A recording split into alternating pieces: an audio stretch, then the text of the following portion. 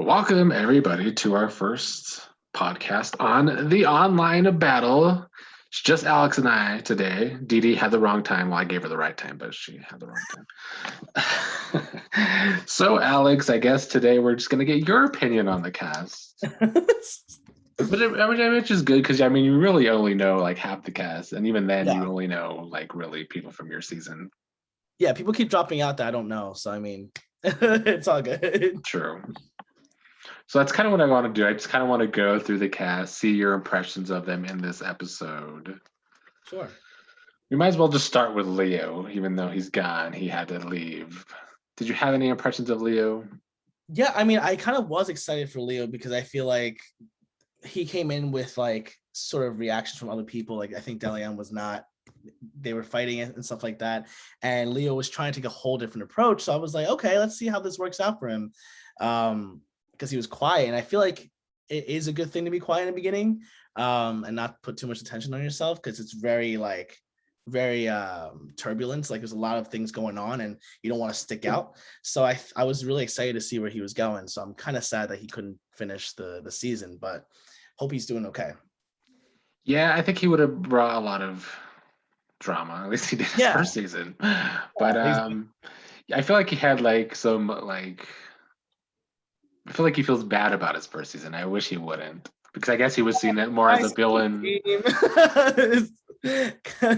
Coming from someone who sparked drama, I guess, in my season, like it's just a game, y'all. Like he's fine. I'm sure he's a wonderful being.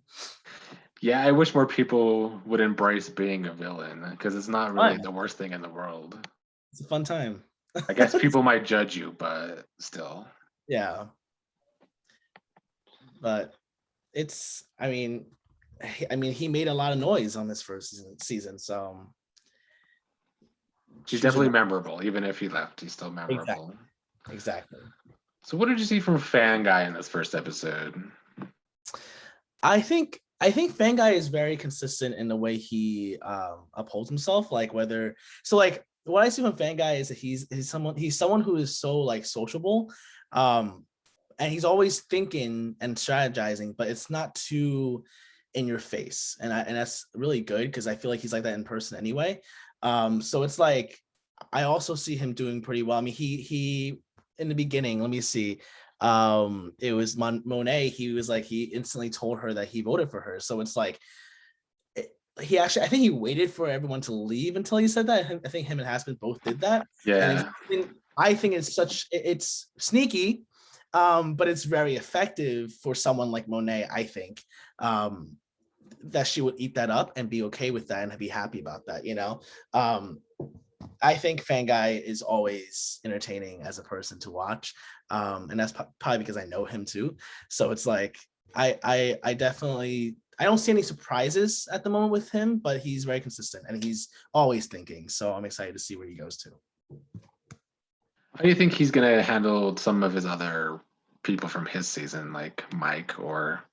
him and Aspen obviously had a final two, and then there's Days who he wants to work with, but how do you think all that's going to go? I am very interested to see how all four of them sort of work or not work together. I never actually fully saw the season. I saw clips of it. So like, I'm excited to see how the dynamic plays out. All four of them are smart individuals in their own respective areas. And I just want to see how that unfolds, but I definitely do think that Fan Guy would probably branch out and make sure that he has all the bases covered. If he ever does try to rally up the people that he has from his first season. But yeah. Let's move on to Kelsey, somebody you don't know. What did you get from Kelsey in this episode? I think she's someone who like is very observant. She reminds me of a little bit like Carrie with the C for a second. I'm sure I don't think she is like that, but in this first episode, the way she portrays herself is very low key, which is very helpful, I think, for her at least first few days. But I definitely can see her floating throughout the first half of it. And she just needs to play it up without anyone noticing that as well. But I think she is someone who is also in it to win it as well. Honestly, every character in this game is definitely gonna try to win it, right? So it's really cool to see how people approach it differently, because I know Monet was someone who went the opposite way, where she was trying to be more upbeat, and I think it's all because of past seasons. So it's very cool to see how people interact because of their past seasons, which is like Leo and Monet and everyone. It's like they're either going the opposite or they're just continuously being that person, and it's really cool to see. But I definitely do see Kelsey being someone who floats in the beginning.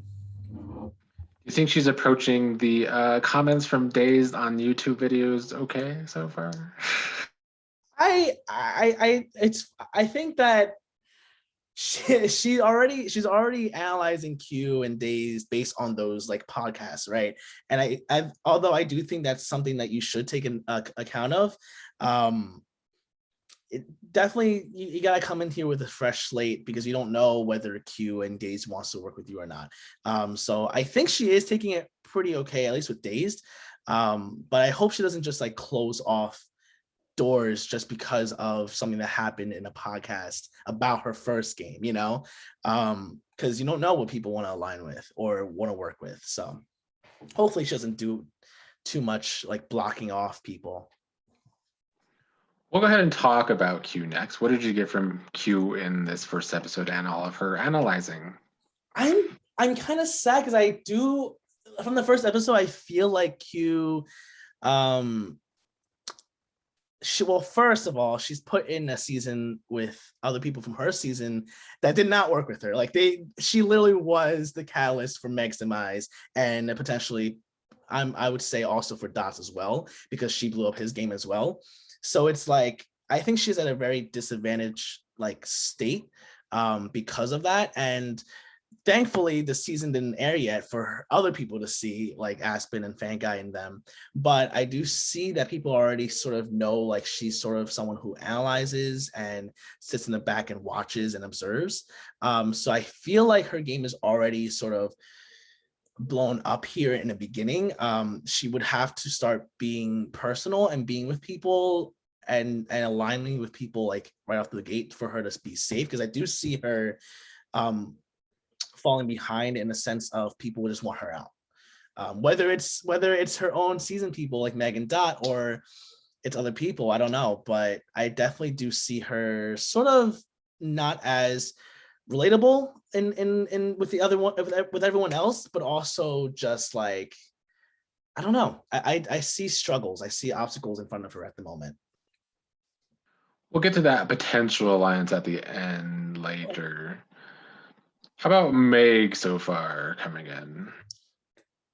I think she said that she was trying to approach it differently because now she kind of knows her like how she's perceived, but I think she's still going about this the same way. She like is actively seeking for people to build into her army. I still feel that way, which I love, because that is her personality and that's how she plays it and how she's most comfortable. And I think that most players, even though you might have a reputation and try to change it, I feel like you just gotta lean into what you're most comfortable with, and it usually takes you a little further. Unless you're just outright like playing one way that everyone knows you are doing it. So I don't know. I think the fact that she doesn't trust Mike already, the fact that she wants to work with Dot again, I think it's great. Like on the opposite of Q, she already has someone like Dot who they were loyal to each other beforehand. So at least she's coming in here with that sense of familiarity and comfort.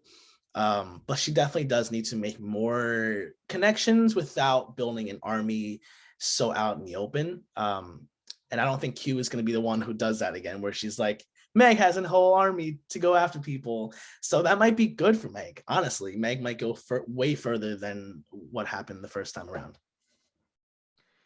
Yeah, I did. Like, she kind of knows that she's doing it the same too, because she made a comment, I believe. Who knows that? Q? No, Oh, Meg. Meg? Yeah.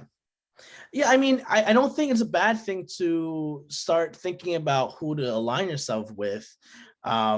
But also like that first round where Mike won and her side confessional was like, I can't trust a single word he says. Don't do that yet, I think. Because like whether or not Mike can be trusted, you are having the most interactions with these group of people. So I would at least entertain the idea internally and externally, just to see what happens with it.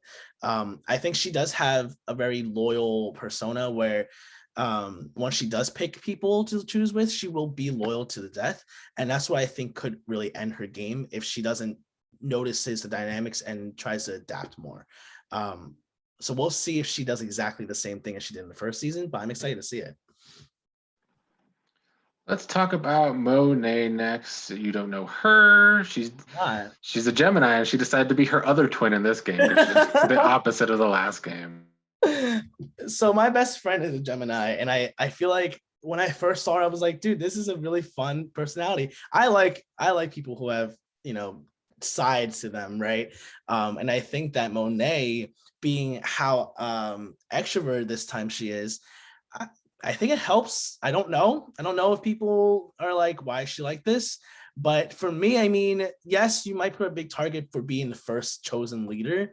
But I have a strong feeling that after this first round of voting people off, that will be forgotten already because it's so early and it wasn't chosen out of anything else. She only won by 1 vote.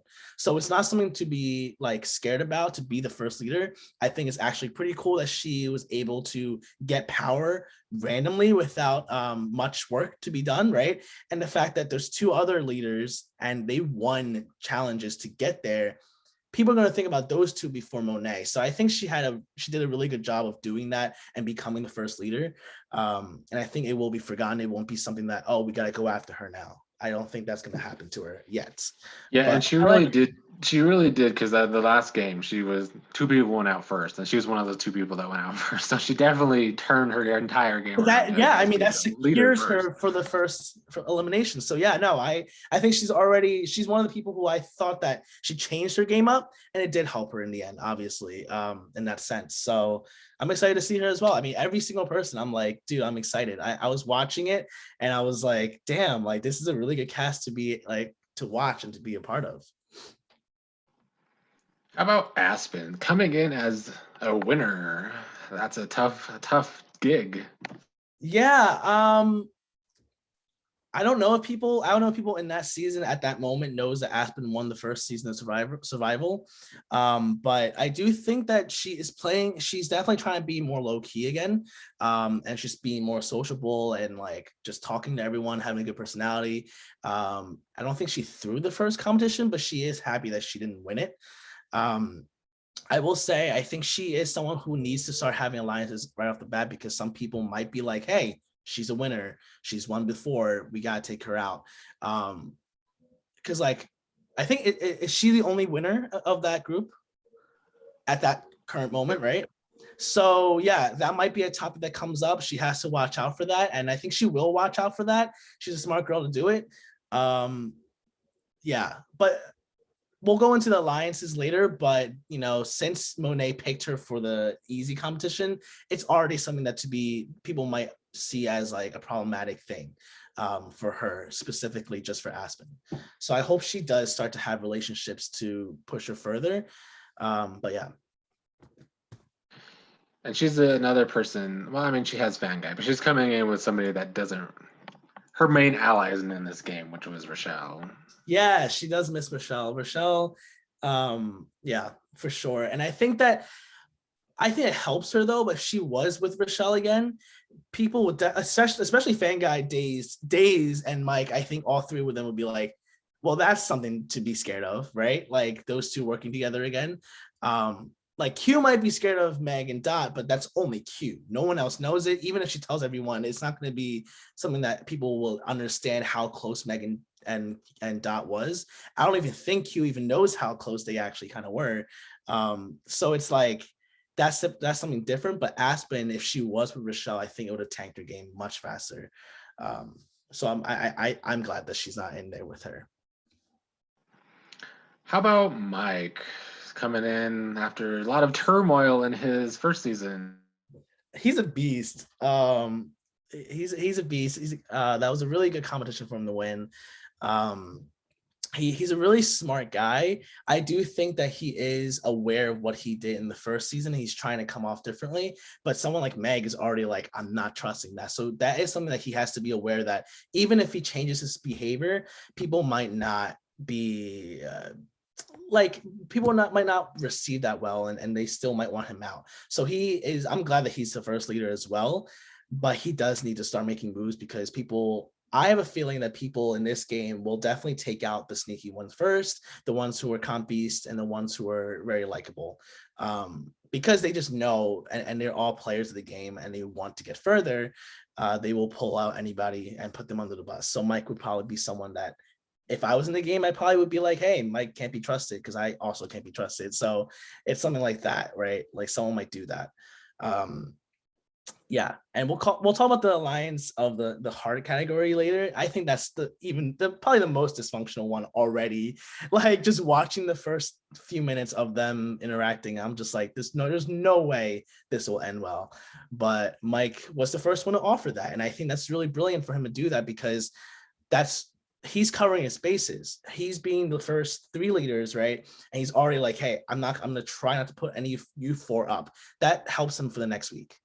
So good moves. I don't know if it will succeed because of how he was perceived, but he is making good moves. Do you think he just needs to drop his season 1 people and just try and focus on other people, since they all have, well, Fanguy says he'll work with him, but everybody else actually Aspen did too, I guess. So I guess it's just Days. It's just Days. Who's not. I think he needs to. No one should ever drop anything in terms of like, if you had past experiences with people and you have past connections, like never drop it completely. But he needs to make sure that people are on. Like he has to be really aware of who's actually with him. So if he like talks to Days and he thinks Days is with him and he's not, then that really sets him up badly. So he does have to figure out who is willing to work with him truthfully. So we might as well move on to Days next. What do you get from Days in this episode? I love Days. Days is a chaotic ass guy. I love it. I think you want to say mess, don't you? He's a chaotic ass mess. You almost said it. You said what? I said you wanted to say mess. You almost said it. No, not mess. Okay. I think that Days is me, but like 4 times more cracked, and it just that's failure to me. Like that's a lot, right? But however, I will say that there's a chance that he actually could succeed here because of how tense everything else is. Like there's just so many history and so much like connections and stuff like that where he could actually ride the chaos and actually do well with it, right? I just think he is definitely like someone who overthinks or is very like chaotic in that sense. But I honestly, I mean, people who don't know him yet, they seem to like him, I think, right? I think the ones who I think Meg was, like Days more than Mike. So I don't know. I think that Days can definitely, like, his personality is great. I think he could survive the first few weeks and stir up some good drama for the rest of it.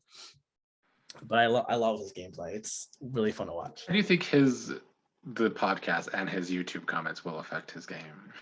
I mean, Kelsey already sort of pointed it out. I think it could really affect his game with how much he involves. Well, he also says that he purposely like involves himself in the comments and the podcast. And so like that could bite him in the ass later on. However, he did compliment Kelsey, and he probably complimented some other players too. So it's possible it could help him. But I do think the more attention you get in the beginning, it definitely is harder for you to succeed past the first few eliminations. So I would hope that he like plays it low and not make too many promises, not many connections and alliances for him to survive past the first few weeks. I really think the first few eliminations are really rough for those who stand out, and he definitely stands out in my opinion. Well, next we'll talk about your favorite player, I'm sure, Dot. What is your thoughts on Dot so far in this episode? Shade? No, not really. I think Dot is definitely trying to borrow. So the first season, he says he's very loyal, which I would argue is not the case. He is loyal to a specific person and their group, but not loyal to the first, which is fine. But I think this season, he is embracing the fact that he is going to flip-flop and he's not going to apologize for it or pretend that he isn't doing that. But I also do think that he is overdoing it already because he was already trying to flip out of the one group that he was put in, right? So it's like for both Meg and Dot, I would totally suggest not doing that while Mike is in power. Don't not trust Mike for a second. If he fucks you over, then he fucks you over. But you can't really do anything about it either way. I would just ride it out for a few moments, right? And then see how it goes. And plus he knows two of the other people in that little group. Why completely ruin that and then try to do something else, right? And he also mentioned how Q and Meg and him are loyal people. So like, that's a good thing. So I think Dot is already in the game. And I think he is definitely learning a lot from the first season in terms of just how he perceives himself and perceives the game. I think he has a really good capability of doing well because again, he's very liked as a person. Everyone likes him in the beginning. So it's great for him. Like that's a really good thing for him to pick and choose who he wants to be with. But I do think he has to continue adapting and not be too shoehorned into something. But we'll see what happens. I think he also is playing something similar without knowing that he's playing it similar. Can they keep from being bitter in this game since there's no jury? You said what? Can he keep from being bitter in this game since there's no jury? I hope so. I mean, I could totally see him being bitter if like Meg like turns on him at this point. But I think he definitely is much more open about how to go about it. I think he is embracing the sneakiness of the game and won't be too bitter because now he knows it. Instead of like, because like for someone who never watches these type of games, it definitely could be a shock when you're like talking to someone for 20 days and then all of a sudden they were never on your side. Like that's, it is pretty mind boggling, but now he knows. So I think he has all the skills to win it. He had the skills in the first season. It was just, he never knew what the game actually was. And that's what bit him in the ass in the end, right? But this time he does know. So we'll see what happens with that. Next, what are your first impressions of Treasure? I also like Treasure. I think people who I didn't meet yet, like I think it was only right now the ones who are left in the game that I do not know is Treasure, Kelsey, and Monet. And I think all three of them are really cool. I think Treasure is also, she gives me ringleader vibes, but she's not doing that, which is weird. Like I don't know her season, but she gives me like she could totally rally up people and like lead something, but she hasn't done anything like that. So I guess we'll have to see. But I don't know. Also, the episode didn't focus on her side as much either. So I have to keep watching, but I'm really excited for actually all the ones I haven't met yet, Kelsey, Treasure, and Monet. And lastly, what are your first impressions of Deleon? Very, very cool guy. Like someone said that I wouldn't get along with him. And I feel like he's meant to be on something like this. Like he's meant to be. This is why this is his third season. Yeah. First of all, this is his third season. I haven't even never even met him. Wow, that's crazy. But dude, like his history knowledge is impeccable. I was also doing it with him. I was like, oh, I know this too, but like I was really happy that he knew all of that, like just right off the bat. He's very smart, very dramatic, and very like that's all recipes of like mass chaos for everyone. Like where Days is like his personality is gonna make everyone like his strategy is gonna make everybody go crazy. I think Deleon's his existence is just gonna make everyone go crazy. Like him being there will make everyone like go nuts. And I'm excited to see where he goes. I think he's a type to. Well, I'm glad he won right the first. Yeah. So I'm glad he won because I do think he would have been someone who could have gotten taken out early. Because like it could have just been like, oh, he's a big player, get him out now. But because of how good he was in history, I can also see that happening for the next week. So I also think he has to make friends, maybe with Aspen. That would be cool. I don't know if Aspen would be willing to work with him, but I think they should. I think it would be a really good duo. But yeah, that's what I was thinking. Yeah, Deleon will stir the pot. That is for sure. Yeah, that's his MO. I'm excited to see that. Let's go a little over the smaller groups before we get to the challenge and then the end. Did you take anything away? I think the first group was Kelsey, Fan Guy, Monet, and Aspen. It was basically them. Well, Fan Guy kind of getting confused and confusing Monet because I guess in that chat he said he made it seem like he was he chose Kelsey, even though he really did choose Monet. So I don't know what he was talking about. Maybe he was high. I don't know. Well, see, that's what I was actually going to talk about that, because I feel like, okay, so that is a simple mistake, but for both Monet or Kelsey, or like I think Monet specifically, that could be like, wait, what? Like that actually could be scary for Fan Guy to make that mistake. It might be a very honest mistake, but to like say he voted for Kelsey in the midst of Monet after telling Monet he voted for her, there could be like three things that she thinks of. One is that he's trying to get everyone to like him. Two is that he is lying to Monet or lying to Kelsey. And three, you can't trust anything he says, right? It's like there's no really possible. I mean, yes, he could have made a mistake and that could have ran through her mind, but there's so many other possibilities that could have happened with that, what he said. So if Monet decides to like go after that, that could be really bad. So that is something that I was like, wait, didn't he just say he voted for Monet? Yeah, I don't know if he was like, I guess if he thought the conversation was about Monet, even though it's about Kelsey, and then that's why he Yeah, said it that. I don't didn't. know. But like he kept pressing on with that, right? Like for a few, I think it wasn't like a one-off thing. It was like a few sentences or something like that. And I'm like, what is going on? Even sitting back watching it, like I was very confused. So I think it is an honest mistake. It could be a fatal one, but it's too early to say that. So And then also Monet and Aspen talked about Q being too quiet in that first conversation. yeah, so that's the thing. Like for me, I think Q's observation phase is very like it's very out there.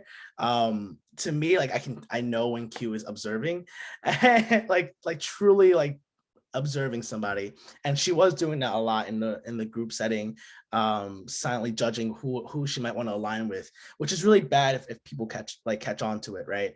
So that's why I was saying earlier, like Q needs to start making moves in terms of aligning herself with people, because she is, I think, a really good target to go after first. I'm scared that like a big player goes home first. I mean, they're probably all big players at this point, but like I can see Q going home first. I can see Days going home first. Like it could totally happen, where someone who's very uh, in the game just gets taken out early. That'll lead to my next conversation, because I think Q has a thing where if a lot of people are talking, unless she has a target, she's probably just not gonna talk because that's her personality. But what are your thoughts on the group of Q, Mike, Treasure, and Meg? I don't remember that conversation much. I think it was mostly like Treasure talking about how some people from her game are acting differently than the first game. Oh, well, did she mention? Was she mentioning Monet? Basically, yeah. Yeah, right. See, I'm very surprised that she brought that up into that group, because I don't think she knows Meg or Q at all. Maybe Q a little bit, and I don't know if she knows Mike that much. So it's like her bringing that information could bite her in the ass, or it could help her solidify something different for other people. I'm sure Q appreciates that knowledge, like just getting any knowledge at all. Same with Meg. But I will say, like, I don't know, like I sense that Q and Meg already like it's so awkward to like it's awkward for people who are opposing each other for a whole season to be working together, or even in a season together at all. So that, to me, I didn't really remember much from that conversation except thinking that this is an awkward pairing of four people, which is great to watch. But yeah, like I don't know. Treasure bringing that up is very interesting in that group of people. I don't know who she's or what she's trying to do. I'm sure she's just trying to stir up things and just make people think about other people for a second, you know? And maybe she's threatened that Monet already got a leader position, right? So it's like maybe just putting that out there just in case. But I do think Treasure has to make sure that she's not just telling people, like, if she told like Deleon and Days, like they might be like bringing that out to other people, you know? I don't know if Mike would do that, or Q or Meg, maybe, but it's something to take note of. Like, don't be so quick to tell someone else something. Yeah, I think I'll say for Treasure, I do feel like she's one of the only people coming into this game with a clean slate, in that she's really just trying to meet new people and not really taking her season as serious as some of these other She did players. say that, right? Yeah, she did say something like that. Yeah, so that usually helps, to be honest, like having that mentality of just meeting new people and not taking the last game into consideration, because you're not taking up a lot of your brain thinking about what you have to do to take yourself from the first season, right? So that alone helps you just be more natural and be less threatening in any sense. So that could actually help your game. But it is a little careless to say things randomly to other people. So we'll see how that takes her. It could go either way. The last thing from this conversation, it was Meg and Q kind of talking about if they're coming in with a clean slate, if they have any issues from other games. I mean, how believable? I mean, I guess for Q, Meg didn't take her out, or Dot didn't take her out, so Q could be like, "Yeah, I'm willing to work with you guys." But are Meg and Dot really going to feel that way? I am going to say that Meg won't do that. It's just like, I can't imagine a world where you were single-handedly taken down by that one person. Honestly, like perception wise, like strategy wise, that is kind of what happened. Q put her as a target, everyone followed suit, took a side and took her out. So it was like literally Q being there ruined Meg's game. So I do not know if she will ever work with her truthfully or even trust her to that point, even if she knows that she's a loyal person, because she is. I don't know if Meg will work with her, but I do think that Q would actually be more willing to work with her because of what happened the first season. So I feel like it's actually very opposing, where Q might be someone who's like, I'm going to put all my loyalty to Meg to show her that it's not personal. I'm a loyal person and we just had to do what we had to do, versus Meg being like, let's sink her now, you know? So that's a very interesting dynamic to see unfold. I hope it doesn't ruin Q's game, because that really could be a blind spot for her. Someone who doesn't want to take out Meg again, you know, like I wouldn't want to take out someone again if I, you know, so I hope Q can recover from that and be aware of Meg's sort of hesitation to work with her fully. You know, I just don't think it's realistic to do that. But the last group was Days, Dot, Deleon, and Leo. Yeah. Any thoughts from that conversation? There seemed to be a little bit of, cat and mouse games between Days and Deleon, in my opinion, in that conversation. Yeah. I don't remember exactly what we're saying, but I do remember them two like exchanging something. What was the bulk of that conversation? Days was basically at the end. Days was basically saying, "Don't trust me." I don't know. He was just joking, yeah. and then I think if Days really thinks that no one trusts him anyway, then it's fine to say it.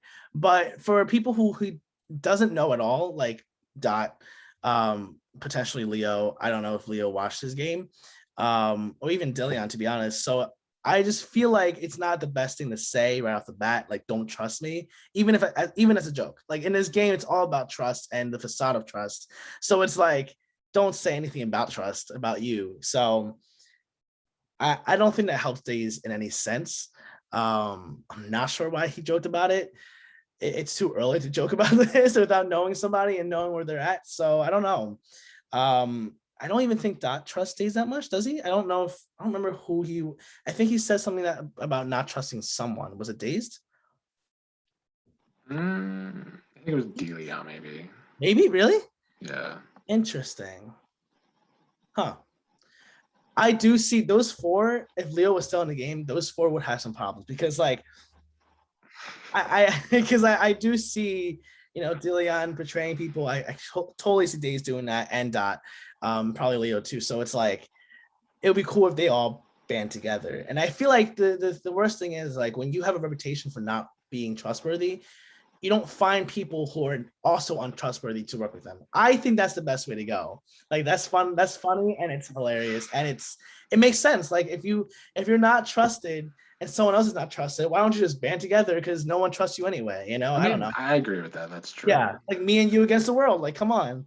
But I do also see how it's like, you're not trustworthy. I'm a little more trustworthy than you. I'm not going to work with you. You know what I'm saying? It's like, you don't want to be associated with it, I guess. But if you already pegged that way, you just got to go with it. You got to ride the wave. So I think it would be really cool if all three of them work together post this, because those three they stir things up, and most of them are pretty talkative and sociable. So that'd be cool to watch. Now, you mentioned Deleon in trivia. Anything else stand out in trivia? And Mike? Days had a shot. We give a lot of shit for Days for being bad at challenges, but was good in this one challenge. Yeah. He said he's a bad guy. He's bad at challenges, but he did pretty well. Yeah, I think that it is true. Like first competitions, it's kind of awkward to be really good at it. Um, I think I had a luxury for missing the first competition, I think, and then starting to do well after that. And it helped my team who was losing. But like to start off without like by yourself and getting every question right, like Deleon did. I mean, I'm sure he also couldn't afford losing the question or also lose, but it does stand out. And I think that if he survives this week, I mean, he will. The next week is gonna be harder because everyone's gonna be like, "Wow, remember Deleon having all the history answers like in the world?" Like, it's gonna be something that comes back for sure. But yeah, challenges are very, very tricky because you want to make sure you can be safe by winning them, but you can't just like you can't always be good at it. Even if you are always good at it, you have to really pick and choose which week to gun for it. And for the first week, it actually might be good for some people to do it, but also some people might not benefit from getting the first week. And I think Deleon might fall under the not benefiting from winning the first round. And Mike would benefit from it. So you think Mike really didn't want to win that first no, challenge? I don't. I think he's totally bullshitting that. I don't think he. If I don't think so. I could see some people wanting to throw it, but he didn't throw it. He didn't seem to want to throw it.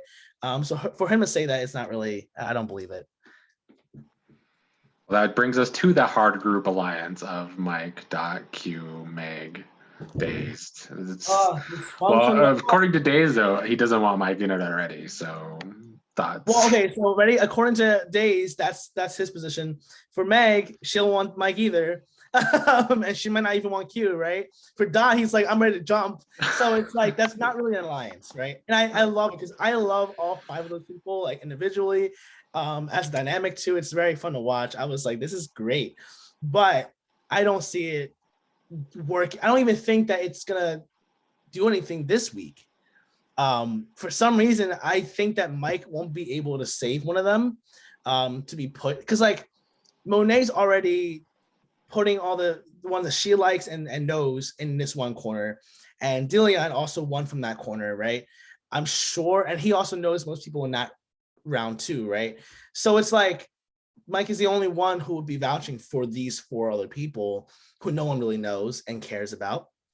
So I find it really hard to see the three leaders not pick one of the people from the hard category.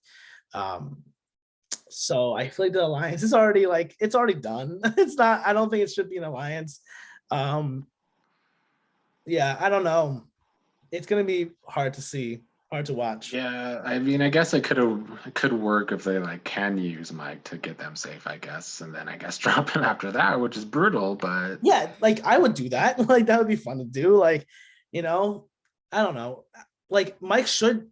I think it is in Mike's best interest to try to save the four because that is any semblance of an alliance that he could work with at the moment. But when he doesn't do that, or if it doesn't work out, I want him to make sure that the other four know that it wasn't like he tried his best.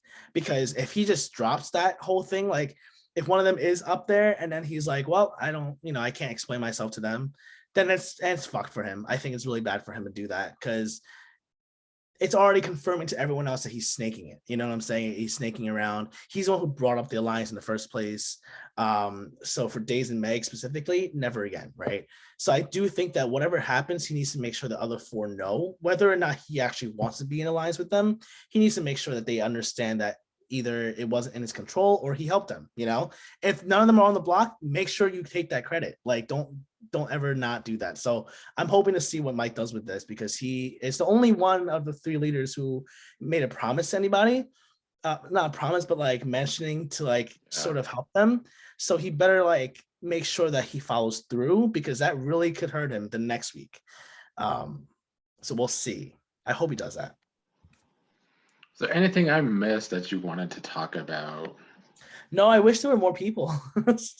I wish there were more things to, because I'm sure it's going to start boiling down to like top 10 soon. And it's going to be like, it's going to be fun then. But I would love to see more chaos in this first few episodes, and having more people will definitely benefit from that. I will say you will see chaos in the second episode, regardless of the people.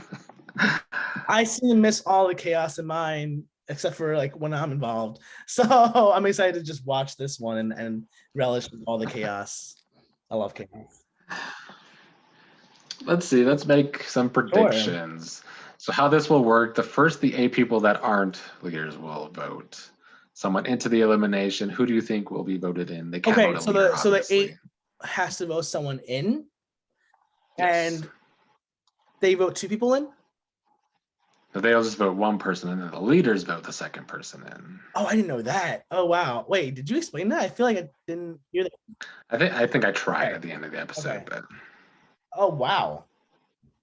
And is there like an order? Is like, do the 8 find out who the leaders pick first, or like who?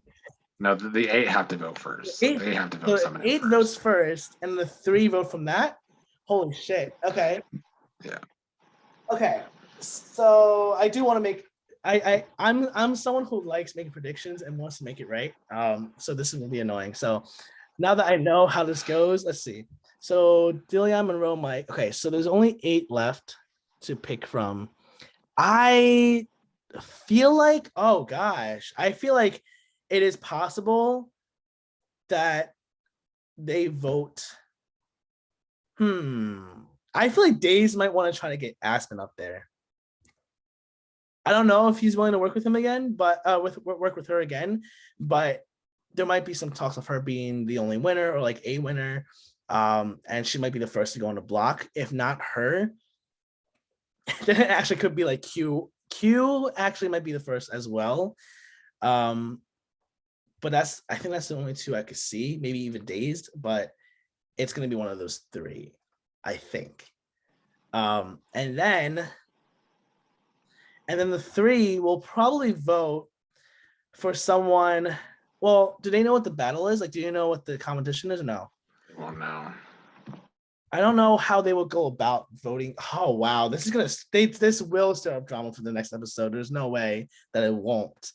Let's run through some scenarios just for the fun of it. So you said if maybe it's going to be Aspen. So if it's Aspen, who do you think the leaders put against Aspen? If it's Aspen, they might put up Dazed to like go after. Because I feel like, okay, if the 8 chooses Aspen, then the 3 leaders, I think Mike would probably be like, okay, well, Aspen is like, Aspen and Days. Like, I don't know. I just feel like Days might be someone that they might choose, because I have a feeling that both Monroe and Deleon might not want to put up the people in the easy category. So they would want to balance Aspen out with someone from the hard category. I do think that the first week, those sides will be a thing for now, especially with the leaders. So if Aspen does go on a block, I think someone from the other side on the hard category will go up, whether it's Q or Dazed. Now, if the second scenario, Q goes up from the 8 people, then the 3 of them might put up. I mean, isn't that the best time to put up Days? You got the 2 podcasters up there that is causing. That might also be Days. Yeah. I mean, honestly, I'm going to make this bold prediction that one of Q, Dazed, Aspen goes home. And it's going to be really sad. I mean, I don't know for sure, but I just think that could happen. They stand out the most within the 8 and the 3. Like it's possible that could happen. Ooh, yeah. Like I feel like even if Days goes on the block from the 8, the 3 might still pick someone like Q or Aspen. I don't know. I'm hoping not, but I think floaters will definitely float for at least this week. Damn. Any final thoughts? I'm excited to see the next episode. When is it? Tuesday? No. Tuesday, yeah. I have no other thoughts, but I'm excited to see this drama unfold. There will be drama. There will be pettiness. Your structure, the way the game goes is pretty chaotic. Like having the peasants, because the ones who are not royalty, have to pick one person, then the royalty picks another. I'm gonna start calling it royalty and peasants because that's just fun to me. That's just gonna cause drama no matter what. And then the next week everything changes. Yeah, that's some good work there. That's a good structure. Well, thank you, Alex. Hopefully Dee Dee will be here next week. I might also try and get guests for an interview next week. We'll see. Let's do it. Cool. And it will be at a later time next week. Okay. I will email you like always, but thank you for joining me tonight. I'll see everybody next week. Bye, guys.